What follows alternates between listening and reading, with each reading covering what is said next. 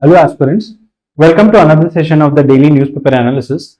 This video is brought to you by the Gurudev Academy. My name is Ashwin. Firstly, we look at the topics that we are going to read today. This is the topics that we are going to read. Before that, we look at the questions that were given in the yesterday's video. Who has the power to grant election symbols in India? The answer here is election commission. Secondly, what is the objective of InSpace? Okay, we have done InSpace not only yesterday but day before yesterday as well. Do check the videos. What is the objective of InSpace here? The answer here is development to provide for private companies. Okay, to provide for private companies to use Indian space infrastructure. Here, technological transfer for ISRO to private sector. There is another department that has been established, that is your NSIL. New Space Industry Limited. So please check out the videos. I've explained in detail what the functions of InSpace and NSIL are. Moving to the next question, which country has the largest area under Ramsar Convention? See, yesterday this was mentioned in the newspaper. The answer here is Bolivia. Please mark all the Ramsar sites, 54 Ramsar sites. They should be in your maps. So keep looking at them. Which of these countries is not involved in operational and management of International Space Station? Here, the answer is Japan. Okay, so these are the answers. Then this is the first editorial. This news has come in the front page. Here the Supreme Court has said that the amendments that were made to the Prevention of Money Laundering Act, okay, the recent amendments that have been done, the court has said, the apex court has said that these amendments are valid, and the court is not looking into the issue. See, when the petition has come to the Supreme Court here regarding the PMLA, okay, PMLA. The court is looking into two issues here. Firstly, it is looking at the amendments, the new amendments that have been done to the PMLA Act of 2002. Okay, whatever the amendments are. Secondly, about the money bill. Okay, so the amendments are going to be pushed through using the money bill here. So, firstly, the court here has examined only the first issue, that is the amendments of PMLA. The court is looking into the second issue. So once the information and once the court decides on it, we look at it. Coming to the first issue here, the argument in the court by the petitioner was these amendments that have been brought to the Prevention of Money Laundering Act. It is giving extraordinary power to the center as well as the investigating agency. Firstly, you have to understand what money laundering is. See, I've given the definition here. Money laundering is a criminal act. Okay, it is a criminal act which is basically trying to convert the illegal, illicit money to a good, legitimate money. That is, it is trying to convert black money into white money. Here I've given an example as well. That is, fund from drug trafficking is used to establish a new restaurant. Okay, so the black money that was gained by illegal means, it is converted into white money by establishing a restaurant. So Prevention of Money Laundering Act that was passed in 2002. It was enacted as a response, okay, to India's global commitment, including the Vienna Convention. So since the Vienna Convention has been signed by India, it was compulsory for India to have this Prevention of Money Laundering Act, and such act was passed in 2002. Now coming to the amendments, the recent amendments, there are some issues with the recent amendments. Like one of the issues here is that it is not mandatory to give an enforcement case information report in every case, as it is not a FIR. See, whenever there is a arrest being done, FIR is compulsory. Here, similarly, when accused is arrested under PMLA Act, that is Money Laundering Act, EFIR, that is your enforcement case information report, is not compulsory. This again gives an extra teeth for the enforcement directorate. The petitioner here argues that this law, the amendments are being misused to carry out illegitimate arrests across the nations. Also, some of the provisions like Section 3, which defines the money laundering, and Section 24, that is the reverse burden of proof. Reverse burden of proof, here we mean that the burden of proof is not with the people who are arresting. It is on the accused here. The accused has to prove that he is innocent. So again, the burden of proof, as it is falling on the accused, it is something contrary to the rule of law that is prevailing in this country. So these are the issues that were discussed. Please look at the amendments. The amendments have been mentioned in this section here. So just look at the amendments. Once the court comes out with the complete judgment based on this money bill as well, we will look ahead again. Okay. Then we are looking into the poor state of Indian fiscal federalism here. The editor here, okay, we are doing the editorial section now. The editor here analyzes the different issues that are prevailing in the Indian fiscal federalism. Firstly, you have to understand how the fiscal federalism works.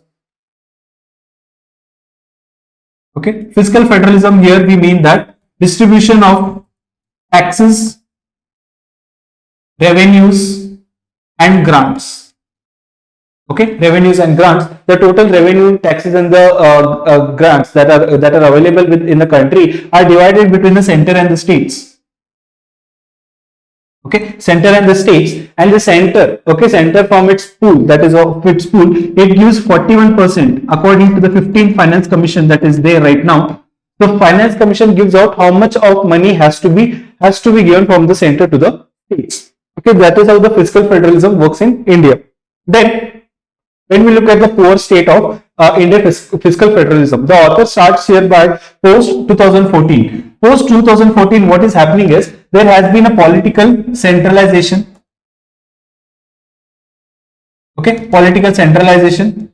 This has led to two important legislations. Firstly, the GST implementation. With the GST implementation, what has happened is the states, okay, the states have lost its ability. The states have lost the capacity to generate revenue after GST implementation. The state have lost a lot of taxes, indirect taxes, except the taxes on alcohol and petroleum. Most of the taxes are being collected under GST now. So the states are left with very little capacity to collect indirect taxes. Secondly, expenditure.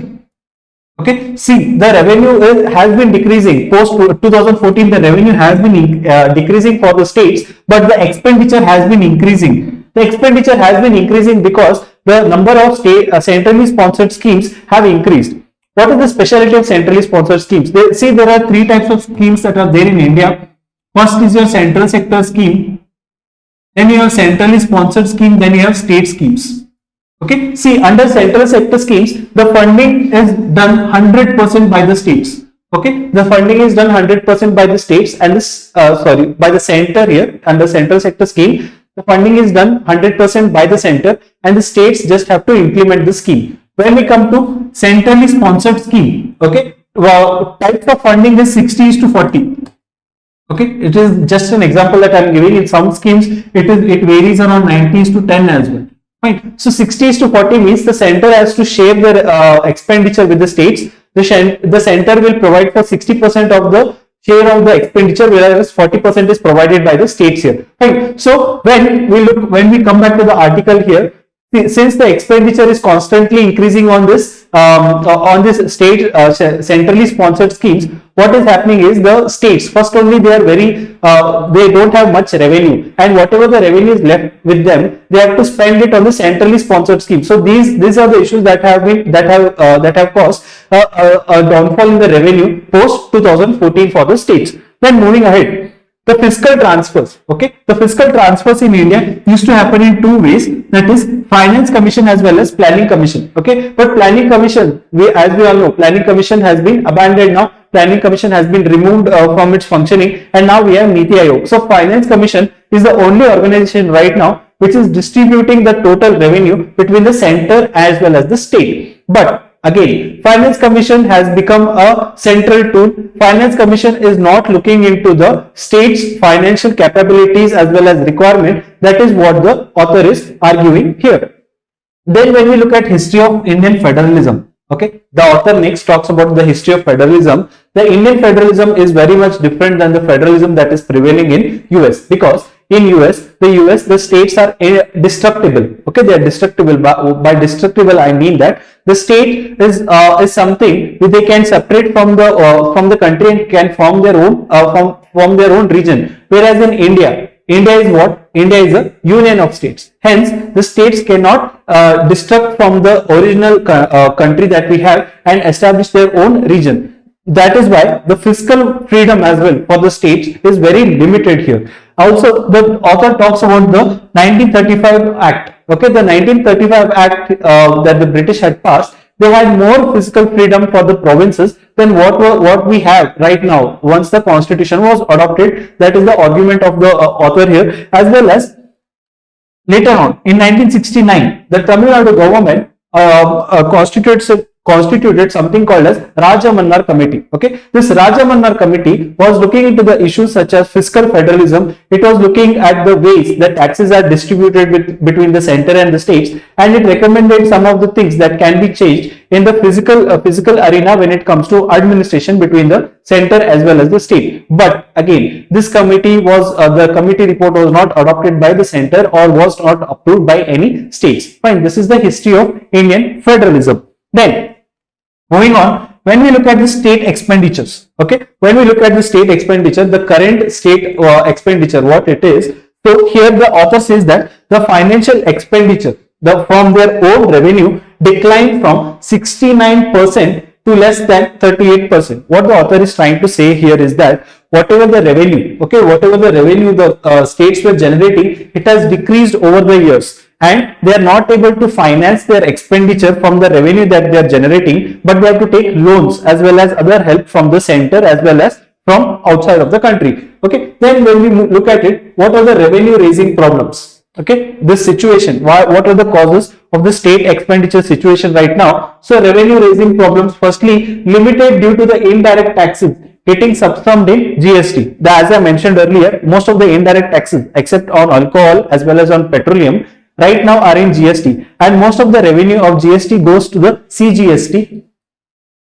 Okay, that is your central GST. So the states are at loss after the implementation of GST here. Also, here he talks about ending GST compensation. The GST compensation which was provided for the states, the GST compensation was originally brought in to compensate to the states for whatever the loss they will be making once the GST will be implemented. But for now that the GST compensation is ended, the states are finding it very tough to gather enough revenue for themselves. Then raising pool of surcharges and cess. As you all know, surcharges and cess are taxes on tax. Okay, they are taxes on tax. So what is happening here is that the surcharges and the cesses that have been imposed by the government, like previously during the time of COVID, we had something called as Garib Kalyan cess. So such cesses, they are not shared with the center. They directly go to the states. Okay, sorry, they are not shared with the states. They are directly collected by the center. So again, the type of revenue, the taxes, okay, the taxes that the states could collect here, they are at loss because the cess and the surcharges, the amount is going again directly to the center here. Then cuts in corporate tax. See, again, corporate tax is very important. Over the years, the government has reduced the corporate taxes starting from 2016 as well. When you look at the budget at that point of time, so corporate taxes are main resources, main type of revenue that the state can generate. Again, when the center brings out such laws which are cutting the corporate taxes as well as the wealth taxes, what is happening is the state tax base is getting very much less here. Then money borrowed at higher rates. Now that there is no revenue generated, the states are compelled to take loans, and the loans that they are getting from internally as well as externally, they are very costly. They are paying a very high rate. So again, you look at when we look at it, the states are not able to generate taxes on their own. The state are not able to generate revenues on their own, and also if they want to have this fiscal reserve, if they try to borrow from internally or externally, what is happening is the rates are very high. So this is the problems that the state governments are facing. Lastly, when we look at the centrally sponsored scheme, as I told, under centrally sponsored scheme, the funding is 60:40. That is, center is funding 60% as well as states are funding 40%. What is the problem with centrally sponsored schemes? See, centrally sponsored schemes are devised pan-India. Okay, pan-India, and this one size fits for all. Okay, one size fits for all is not good, because when the state governments have their own schemes, they form the scheme based on the needs of the local population, based on the demographic data of the population or the geographical location of the population. But when this centrally sponsored scheme, which are launched pan India, which are implemented pan India, it does not fit some of the area. Okay, it does not sit well with some of the area, and it causes inequality. And also one more important point, what the author here says is that these centrally sponsored schemes, okay, these centrally sponsored schemes are also having schemes on the state list. Okay, the state list is a list on which the states can have legislations, but when the centrally sponsored schemes are doing schemes on the state list as well, they are hijacking the topic, they are hijacking the administration of the state, and this is not good for federalism, is what the author is arguing here. Then all this, okay, due to the reduced financial pool and your centrally sponsored scheme due to less revenue, what is happening is deepening of inequality. Okay, the inequality in the country is rising. The author here gives some data like poorest half of the population has less than 6% of the wealth, while the top 10% have 2/3 of the total national wealth. This is a serious concern. The inequality was not what our forefathers had thought when they gained freedom for us. Right. So what are the issues here? When we look at it, what are the reasons? Firstly, narrow direct tax base. Okay, the direct tax base, the higher proportion of people who are earning the higher proportion of income in this country are not paying taxes, like the wealth tax. Okay, India does not have a wealth tax. So such things, what will happen is it will just increase the inequality that is already prevailing in the society. Secondly, it talks about curbs and corporate tax. Again, the same. Okay, it is the same, as well as the abolition of taxes. See, all these reasons are together creating a lot of inequality in the society, is what the author is arguing. Lastly, at the end, he talks one important topic where he says that to reduce these inequalities and poverty, as well as to reduce hunger, the state schemes are the main tool that can be used. But since the states right now don't have enough fund, the states are not able to gather enough fund for themselves. That is why the inequality in this country is rising, is what the author is arguing here. So please read this topic. Look at the editorial. The editorial has been written in a simple language, and you'll understand it in one go. Then we talk about the another editorial that has come in op-ed page, that is a future free of hepatitis. Firstly, we'll understand what hepatitis is. So hepatitis is the inflammation of liver. Okay, it is a viral infection. Okay, it is a viral infection. But the liver damage from alcohol consumption, or okay, it can happen due to alcohol consumption as well. In rare case, it is autoimmune condition. Okay, that can cause inflammation as well. There are 5 types of viral hepatitis, that is A, B, C and D. So spread by food and water contamination, it is A and E. Okay, A and E are spread by your food and water contamination. B and C are spread by infected blood or body fluid. And then we have D as well, type D, which can infect people with who are exposed to type B hepatitis. Okay, type D hepatitis can happen to only those people who are exposed to people with hepatitis B. Then A and B, okay, A and B, hepatitis A and B are the only 2 hepatitis virus that has the vaccines. Okay, they have vaccinations. Then when we look at hepatitis free future, okay, firstly, what is the main global goal here? The global goal of hepatitis free is by 2030. Okay, by 2030, the global target of hepatitis free world has to be reached here. Then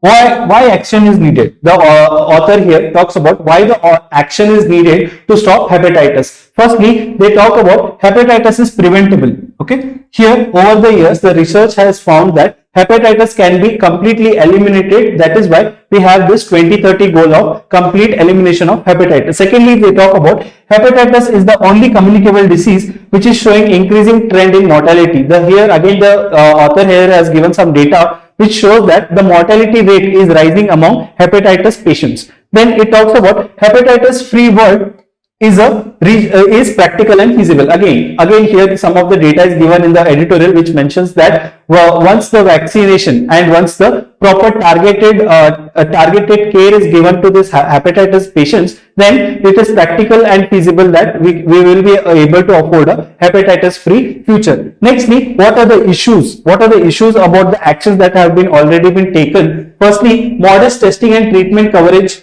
Okay, the treatment coverage is not adequate, and we have this data where only 5% of the total population, total hepatitis population is receiving a proper treatment. That is one of the issues that has been mentioned in the editorial. Secondly, it talks about late diagnosis and inappropriate treatment.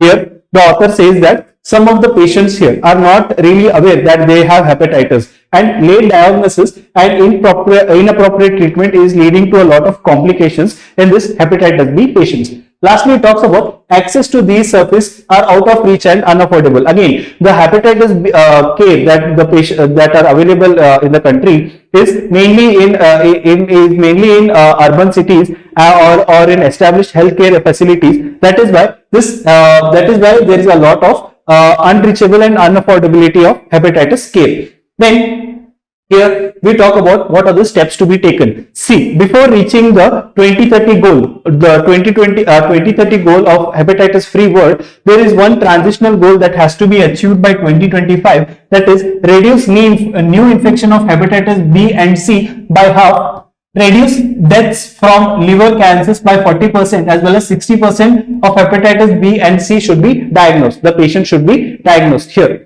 So what are the steps that can be taken to achieve all these goals? Firstly, okay, commitment, that is political commitment has to be done. Every government has to have a political commitment, not only in the when it comes to administration, but also political commitment when it comes to manifestos as well. There has to be a proper commitment about reducing the spread of hepatitis here. Secondly, it talks about sustained domestic funds for hepatitis. Again, funding for this any healthcare, okay, not only hepatitis. Funding is a main tool, because it is not only helping for diagnosis and treatment but also research, so that future cases of hepatitis are reduced. Thirdly, it talks about improving access to drug and diagnostics with reduced price. Again, here, see, we saw the problem of unaffordability as well as unreachable of hepatitis care. So this can be improved by providing access to drugs and diagnosis with reduced prices. Next, it talks about develop communication techniques to increase awareness. Again here, see, as I told, so many patients that there is one data that has been given, around 50 to 60% of the patients are not aware that they are suffering from hepatitis B. So there has to be an increased awareness about the hepatitis B and the issues here. It talks about innovative service delivery like telemedicines. Okay, telemedicines can be used, telesurgeries, e-doctors. Okay, these are the innovative methods that can be used. It talks about decentralization of hepatitis care, that is the primary health case. Okay. The primary health case have to be taught, there has to be a capacity building. Okay, there has to be a capacity building about hepatitis, what are the causes of hepatitis, as well as the diagnostic as well as the treatment. So once it is decentralized, more people will be able to access the hepatitis healthcare facilities. Fine. So this is the overall structure of the editorial. So please look at the editorial. Again, it is very simple. You can read it in one go. Next here, so this is the report that has come from the Ministry of State of Health and Family Welfare. Here we'll just look at the concept. Here the news is that the total replacement fertility level has been achieved. First, we have to know what total fertility rate is. Fertility rate is that is your average number of children per woman. Okay, average number of children per woman. For India, TFR is 2.1. Okay, for India, the average children per woman has to be 2.1. Here the government has said there are two main reasons why India has achieved 2.1. That is new 1.5 crore contraceptive users. Okay, contraceptive users, as well as improvement, as well as spacing method.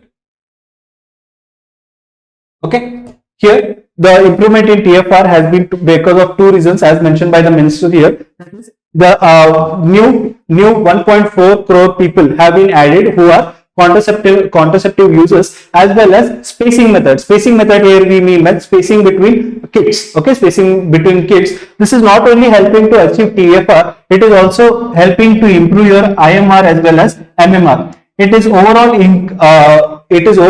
improving the maternal health during pregnancy as well as after pregnancy. Fine. So these are the things. Read the editorial. Read the article. It is very easy to read. Then government initiate work on consumer spending survey. See, this consumer spending survey, the last survey was conducted in 2011.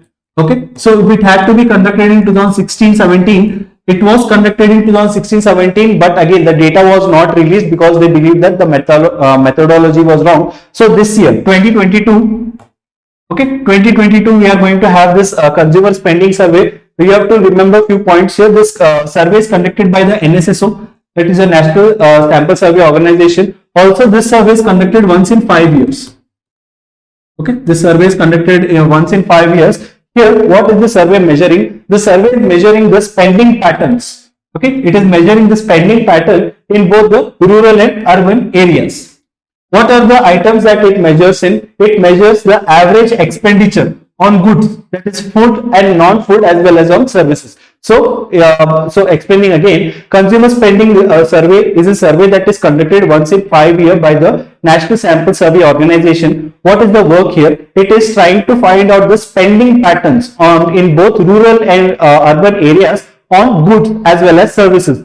The goods here include both food as well as non-food goods. So please remember that. So once the data is out, we will look at this again. Coming to the last article of the day. Here the article talks about the power generation capacity of India. So the power generation capacity of India to rise up to 820 gigawatt by 2030. Okay, by 2030, and out of this 500 gigawatt will be for renewable sources. Okay, will be coming from renewable sources. Here you have to understand what is India's INDC. INDC are intended national contributions. Okay, so here every country has to commit something. Okay, they have to give a commitment for Paris Agreement. Okay, Paris Agreement. So under this commitments, India has given some commitments like reducing emission intensity by 1/3 of GDP. Okay, so right now at present, whatever the emission is being used for 1% of GDP, so we will be reducing it by 1/3. Next, it talks about 40% of the electricity will be from non-fossil fuels. Okay, so here when we look at the article here, it is trying to fulfill the INDC that India has given to the Paris Agreement here. Lastly, it talks about having a carbon sink which will absorb 2.5 to 3 billion tons of CO2 that is emitted by 2030. Okay, so these are the INDCs that India has committed, and this goal of 500 gigawatt will fulfill the INDC that India has committed to the Paris Agreement here. Okay, so that's all from today's analysis. Do follow us on these social media handles. Do follow us on YouTube, Telegram, Instagram, as well as on Facebook. Do write the answers. Thank you.